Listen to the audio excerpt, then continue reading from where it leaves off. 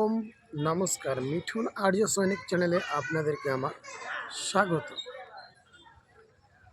আজকের একটি নতুন ঘটনা নিয়ে আমি উপস্থিত হচ্ছি। সেই নতুন ঘটনাটি কি না, তো কখনো কোনো দিন যে পুরুষ অর্থাৎ ময়ূর সে নাকি কখনো মিলন করে না। এছাড়াও ভাদ্র মাসে যখন পেখম তুলে নৃত্য করে অর্থাৎ নাচে, তখন কিন্তু তার বীর্যপাত হয় মাটিতে এবং সেটি হাওয়ার দ্বারা উড়ে যায়। তার পরবর্তীতে সেটি মুড়ির মতো একটি আকার ধারণ করে। তারপরে সেই মুড়ি ভেবে স্ত্রী ময়ূর অর্থাৎ ময়ূরী সেটিকে খেয়ে নেয়। তারপরে সেটি বাচ্চা প্রসব করে। ময়ূর হলো কামহীন একটি প্রাণী। যাই হোক মিত্রগণ, এই কথাটি আমি বলছি না, যিনি বলেছেন তিনি কিন্তু আমাদের সকলের প্রিয় মাননীয় প্রদীপ পল মহাশয়, যিনি বিখ্যাত কীর্তনিয়া।